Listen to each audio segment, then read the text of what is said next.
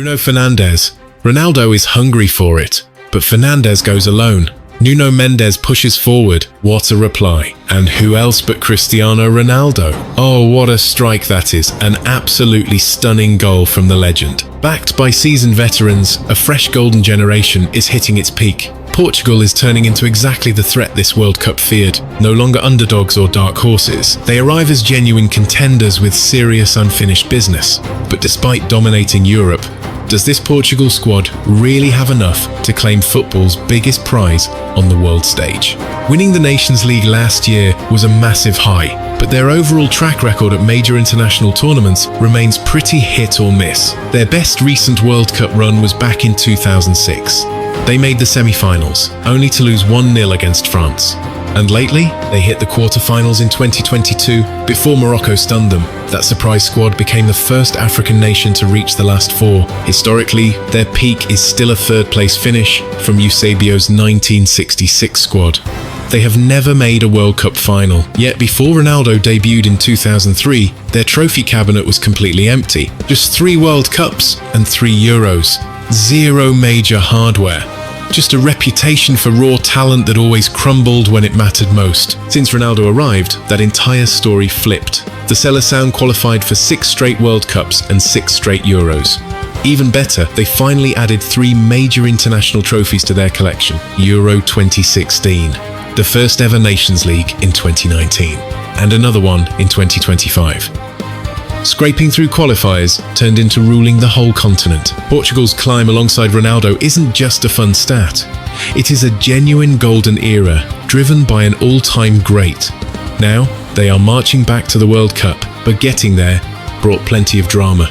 After crushing every group rival early on, Hungary held them at home, and the Republic of Ireland handed them a massive shock away. That Ireland defeat became even messier when their star captain saw red for some crazy MMA-style antics, suspending him for the final group stage clash. Even so, Portugal handled their business. They crushed Armenia, finally locking down the top spot in Group F on their 3rd try, safely keeping things purely on the pitch, of course. That massive victory handed Ronaldo his ticket to a record-breaking 6th World Cup appearance. Real quick, if you are enjoying this breakdown, hitting subscribe means the world to us. It helps the channel grow so we can keep making these football deep dives. We cannot discuss this Portugal squad without mentioning the tragic passing of Diogo Jota last July. Jota earned 49 caps and netted 14 goals for his nation. He was virtually guaranteed a spot on this World Cup roster. Roberto Martinez lost a brilliant, hard-working attacking option out on the wing. Nobody ever wants a roster spot to open up through tragedy. Still, one of the remaining forwards simply has to step up and fill that massive void. Rafael Leão is easily one of Portugal's most explosive forwards right now. Even though AC Milan rarely deploys him straight down the middle, Martinez sometimes uses Leão as a second striker in a 3-5-2, but the manager usually prefers a lone number 9 in a 4-3-3 or 4-2-3-1. Gonçalo Ramos and João Felix feel much more at home playing centrally, although Felix operates best sitting right behind the striker. That is exactly where he plays alongside Ronaldo at Al Nassr. Meanwhile, Ramos has grown pretty used to impacting games off the bench for his club. He usually subs on late in the second half to replace Paris Saint-Germain starter Ousmane Dembélé. Even when the 2025 Ballon d'Or winner got sidelined with injuries this season, Ramos still played back up to 19-year-old Sanulu. The poor guy just cannot catch a break. But when given a starting job for Portugal, he totally justifies it. 8 goals and 2 assists in just 7 starts is lethal. Remember that massive statement game in Qatar? Starting ahead of Ronaldo in the round of 16 against Switzerland, he dropped an unforgettable hat-trick. But the biggest hurdle for Ramos or anyone else is glaringly simple. Even at 41 years old, Cristiano Ronaldo just keeps finding the net. He dominated the Saudi Pro League Golden Boot 2 years running. He has also been Martinez's main weapon since the Spanish coach took over Portugal in 2023. Across their Nations League run and World Cup qualifying phase, Ronaldo carried the attack. He bagged 13 goals in just 14 matches. That includes a massive second-half equaliser against Spain in the Nations League final. It forced a penalty shootout, and Portugal took home the trophy. Football history says you back your proven star. Recent World Cup champions usually lean heavy on one elite striker. And beyond the actual goals, you get the sheer, unteachable experience of a guy with over 30 trophies for club and country. Plus, he has worn the captain's armband since 2008. All this guarantees he will play a major role in what is truly his last dance for football's ultimate crown. Then again, looking back at Ronaldo's last two major tournaments paints a much bleaker reality. 0 goals in 5 matches at Euro 2024. Just 1 single penalty in 5 games at the 2022 World Cup. That is 1 goal in 10 elite matches. Can he finally shake off the brutal struggles of those back-to-back summer campaigns? If he rebounds, Portugal could run deep. The surrounding squad is just insanely gifted.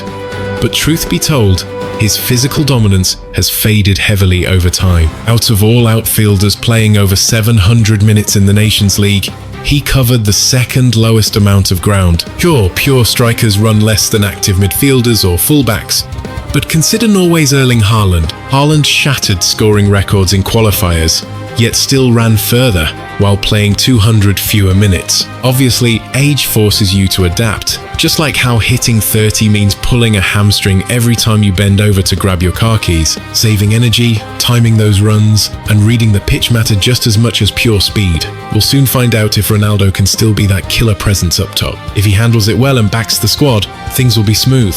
But if he starts complaining that he has to start every match, yeah, that's going to be a massive headache. Look, I think the man is smart. He knows he's 41 now. He knows his body can't handle 90 minutes every single game. So I really want to believe this Portugal squad will be brilliant. They can be a massive threat to any team, literally any nation at the World Cup. Sure, they might lack the deep bench of European giants like England and France, but this starting 11 is incredibly balanced everywhere. Ruben Dias commands the backline, his teammates completely trust him. Next to him, Gonçalo Ramos adds a different flavour. Being left-footed naturally opens up way better passing lanes. Playing out from the back, Diogo Jota sets the tempo in goal. He invites pressure, calmly finding Vitinha or João Neves inside. Or he hits Nuno Mendes, Cancelo or Matheus Nunes out wide, players who can sprint down the flank or drift inside for quick passing triangles. From there, the plan is simple. Break the opponent's first press in 2 or 3 touches, then strike hard at their defense before they can recover. There is elite quality in the midfield, pure experience anchoring the centre-back, serious competition for the keeper spot, and up top is where the pure magic happens. Forming one of the best midfields in global football, Bernardo Silva and Bruno Fernandes are the absolute anchors. Martinez almost never plays a match without them. Bernardo dictates the tempo, dodging pressure. Bruno acts as the engine, offering late runs and killer forward passes. Gliding between both is Champions League winner Vitinha, whose mix of press resistance and vision makes him an elite talent in the modern game. Add his teammate João Neves, who brings endless energy and sharp choices in tight spaces. Pair all that with their deadly forwards, and Portugal has a mature roster packed with real trophy-winning pedigree. They have huge momentum heading into this tournament. In past tournaments, you could always find a weak spot to hit them. But looking at this current lineup right now, honestly, where is the flaw in this squad? Now, it all comes down to luck, timing, and pure coaching skill to win it. Martinez feels like the right manager for Portugal. His tactics tightened the defense, freed up an elite midfield, and brought home trophies. Using international breaks to forge chemistry works great for such a highly technical roster. But the man does bring some obvious risks. His strict tactical system sometimes kills individual flair. Plus, those tough lineup choices between Ronaldo and the younger attackers might hurt the locker room vibe. And his habit of playing it safe with late subs in knockout games could seriously backfire when they need courage. But if he manages those egos and choices right, Portugal has a genuine chance. If he fails, those exact flaws might be the difference between lifting the cup and another painful exit. If you like this breakdown, drop a like and subscribe for more football analysis. And make sure to ring that notification bell so you never miss an upload. Thanks for watching, and we will catch you in the next one.